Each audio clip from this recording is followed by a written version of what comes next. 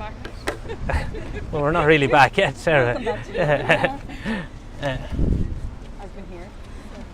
Okay, we're all right to get started. Yeah. So look, just to thank everybody for coming out this morning. As you know, we're here this morning to launch the Fianna Fáil new national cycling policy.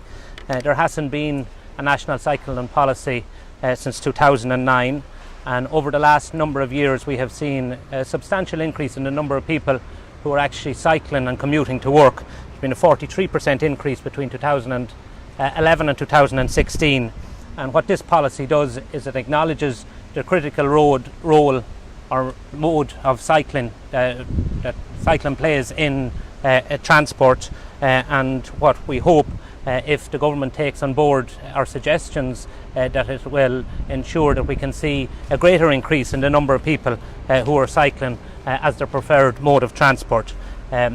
Last year, unfortunately, there were 15 fatalities on our roads, 15 cyclists who lost their lives, and we need to see a greater, I suppose, impact or a greater emphasis placed on ensuring that we have safer cycling in our city in particular.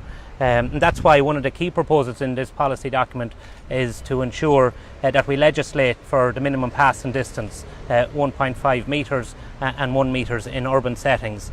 As we know, as a party, we brought forward an amendment in December of last year to the road traffic bill. On the day that amendment was due to be debated, Minister Ross called a press conference and said that he was bringing forward a statutory instrument and would do so within weeks. 6 months ago, 6 months has now passed, and we're still waiting on that statutory instrument to be signed. So in September of this year, we'll be bringing forward our own legislation in relation to minimum passing distance. We also want to establish a new cycling division within the National Transport Authority, because we see where over the last number of years local authorities haven't been able to roll out key cycling infrastructure, and we believe a dedicated office within the National Transport Authority will be able to do so. We want to see bike storage facilities at all main public transport hubs like Houston Station, Connolly Station, Bus Áras, so that when people take public transport into the city to have the opportunity of cycling on to work. We want to see appointment of cycling officers in each local authority to ensure that right throughout the length and breadth of Ireland there is a greater emphasis put on cycling as a preferred mode of transport going forward. Only last weekend a number of hundreds of people gathered to a cycling protest in the capital city, and I know my colleague John Lahart, our spokesperson for Dublin, was present on the day, and perhaps, John, you'd like to contribute a bit now. Yeah, I mean, I think this whole space is an organic, evolving space. With the onset and the arrival of things like electric bikes, it's a policy area that's moving and developing all the time. Robert and a lot of TDs have fed into this paper, and it's going to be evolving over time in advance of the next election as well. On Sunday morning, there were hundreds of people gathered down at Grand Canal Square to highlight their call and repeated call. They're going to be meeting again in September for a safe, segregated route along the Liffey, and for the NTA and Dublin City Council for once and for all to actually make a decision about this. And one of the things that's referred to in the document, we often look at, if we're talking about cities and cycling, we tend to look at Amsterdam and Copenhagen, and they really are the gold standard, and we kind of nearly kill ourselves if we aspire to that and fail, because they've been investing, as Robert points out in the document, for over 50 years in tandem with investing in roads infrastructure. But if you look at a city like Seville, just 10 years ago, just took a political decision for the city of Seville that we're going to do this, we're going to provide safe, segregated cycling. They did it. They provided 80 kilometres of connected, safe, segregated cycling areas within the city. They did it within 10 years, and cycling increased from 6,000 a day to 70,000 a day. And Robert's document is full of statistics from the CSO, from Dublin City Council, from various different other groups that clearly demonstrate that cycling has gone mainstream. It's not just a kind of a niche area, and we in Fianna Fáil intend to be the policy leaders on this. This document is the first iteration of that. We'll have a kind of specific, more detailed focused one in Dublin coming up as well. And we can see this document organically developing as well, as I said, as cycling is becoming more and more mainstream. And just one example of that, for example, Robert's talking about secure spaces. After the cycle on Sunday, I went for a cup of coffee down in the Kilkenny Centre and parked the bike, and there were 6 locks on the ground. So that's 6 bikes that parked, that locked up, and they were robbed. And the 6 locks were parked there. The guy I buy my bike from in Rathgar, electric bikes are becoming hugely popular. And he was going down, I was talking to him recently, he was going down to see a game in the Aviva, and he said, I'm going to bring it down, but it's going to take 6 locks to lock it. I hope it's there when I come back. So as Robert said, secure parking is one of the keys. At venues, we'd be pushing in the document for like indoor parking facilities for bikes, not always just outdoor ones. Drury Street, Dublin City Council have done a big job in Drury Street, but it's one of the few car parks in the city centre where you can park your bike safely and for free. Robert, in the document talks about increasing the availability of segregated cycle lanes. So what we've seen particularly in Dublin is that motorists park in the cycle lanes, so it's very difficult for cyclists to use them. Should those motorists be penalised for parking in cycle lanes? Without question, and only coming in this morning from Kevin Street as far as here, I took note that there was 3 different delivery vans parked in cycle lanes making a delivery, and the reason they're doing so is because there's no consequence for doing so. And in 2 instances, if the driver had travelled down 100 metres down the road, there was a loading bay in which they could have carried out their delivery and at the same time maintained it safe for cyclists. So without question, part of our proposals would ensure that existing cycle lanes that are there, that are currently not segregated, but that we would get the city councils to roll out a high visibility paint along to differentiate between the cycle lane, and then anybody who does encroach on the cycle lane would be liable to penalty points and a fine. Minister Ross said recently that the AG's advice about MPDL was that it was unworkable. So why are you going to bring forward legislation after the AG's already said it's unworkable? Well, excuse me if I don't take Minister Ross's advice. This is the minister who for 12 months tried to block Minister Cannon and Minister Regina Doherty. Both ministers produced minimum passing distance legislation over 18 months ago. It was only when we were bringing it forward as an amendment in the committee stage that he came forward himself and said that he was a convert, he was going to sign a statutory instrument within a matter of weeks. You'd wonder what has changed in that period.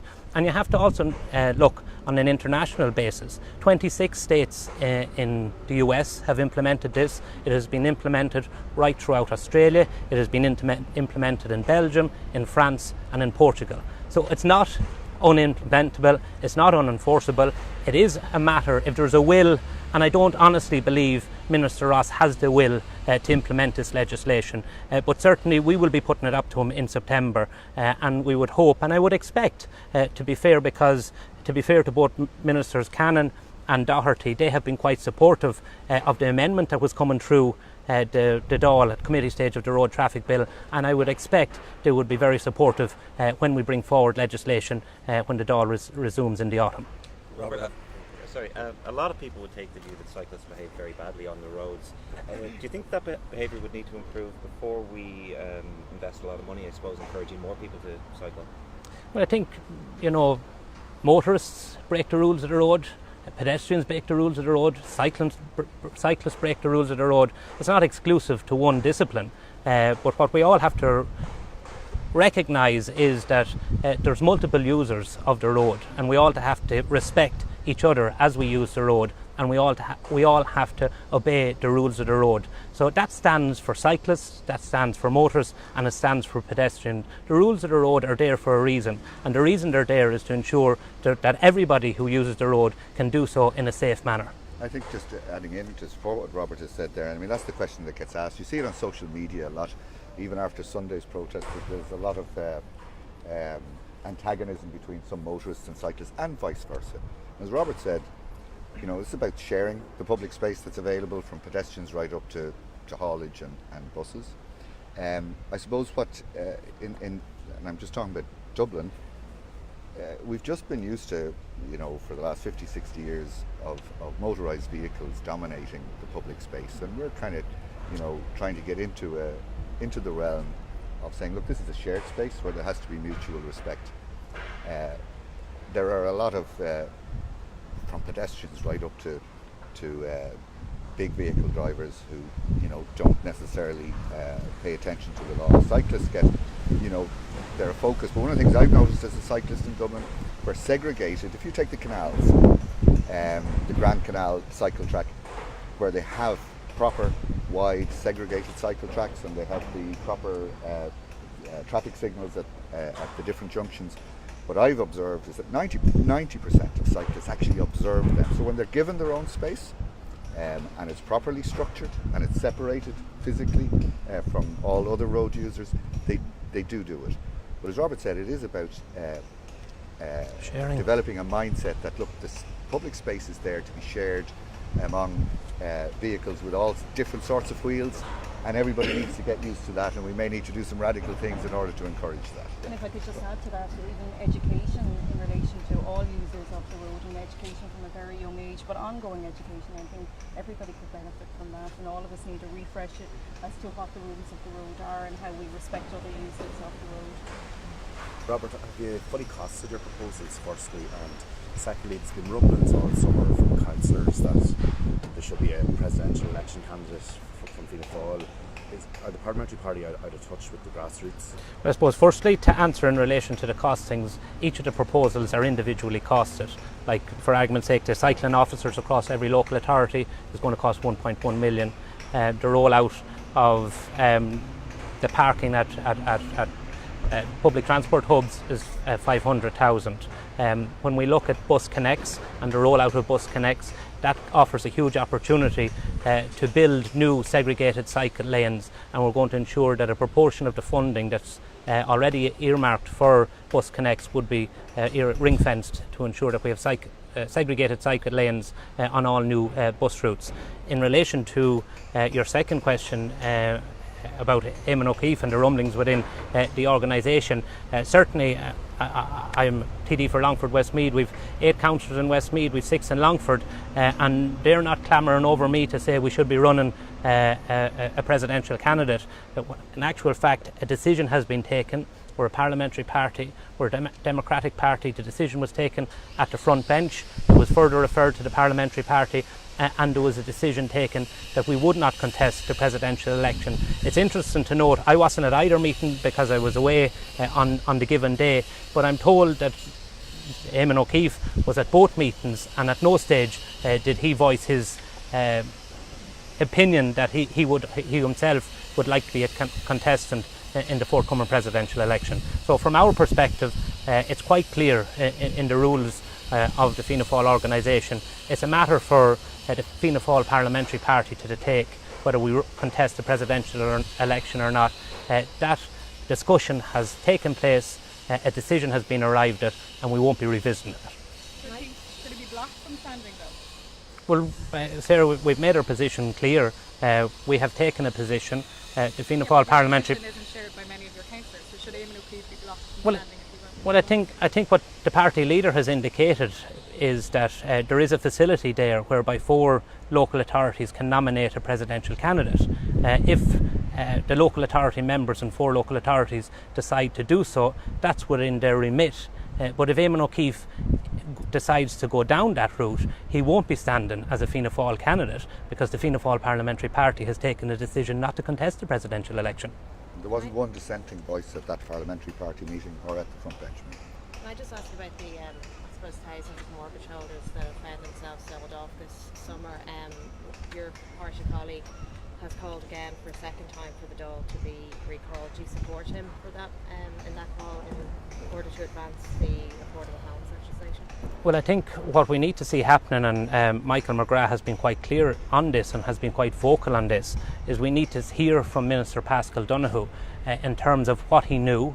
It seems a little bit suspicious that we had such 2 large-scale sales in the month of August when there's not an opportunity to hold Minister Donoghue to account in the Dáil. But Minister Donoghue has the opportunity to make a public statement and to clarify what he knew, when he knew it, and indeed if he gave his okay. We have to remember particularly in the case of permanent TSB, the state does own 75% of permanent TSB. There is an obligation on permanent TSB to refer all matters of this nature to the Minister, and we have to hear from the Minister what he knew and if he gave the OK to proceed with the sale.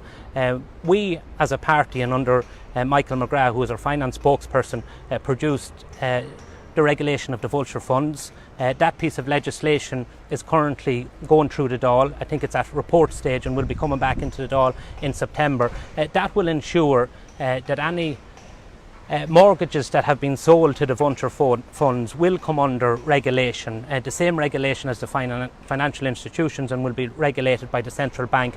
But we do want to see that go further.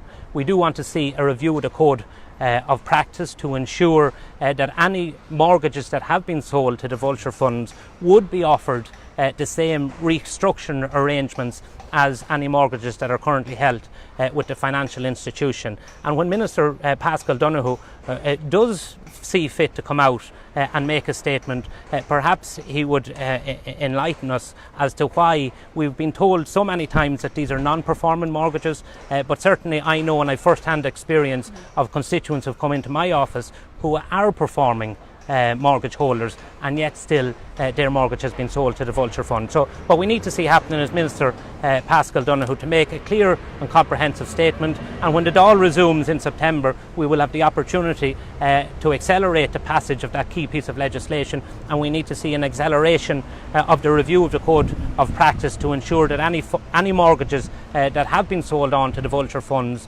will be offered the same restructuring arrangements as people currently with the financial institutions. And if I could just add to that as well, I've also been contacted by constituents in North County Dublin whose loans have been sold. They were with permanent TSB, they're not in arrears, they weren't in arrears, they don't have any linked mortgages, and they're absolutely baffled. And I believe there are a number of people who were in that bundle that should be taken out of the bundle, and the Ministry really needs to make comment on those people in particular. Just back to the presidency, Robert, Sean Fleming has said that the office of the presidency should be subject to FOI. What's Fianna Fáil's position on it? Well, I think Sean Fleming, and I listened to him on Morning Ireland this morning, and he has made a proposal that he's going to bring a proposal to the membership of the Public Accounts Committee to seek their approval to look into the running costs of the Office of Presidency. Obviously that's a decision for the PSC and something that they will decide themselves when the Dáil resumes in September. But I don't see any reason why the Office of Presidency should be exempt from freedom of information. I do believe if we're serious about transparency, then why not the greatest office and the most senior office holder in the state to be subject to freedom of information requests. And on that basis, I myself am currently working on legislation that I hope to introduce in September, which will see the extension of the freedom of information to the Office of Presidency. Could I just ask your view on social welfare spending? It's in a number of the papers today, a growing amount of spending in all areas. Is there an over-dependency there? Is it under control, do you think, by the government? What's your view there? Well, I think what we always have to remember is we have to provide a safety net for people for whatever reason is not in a position to provide for themselves, and that's why we have a welfare system there in the first instance.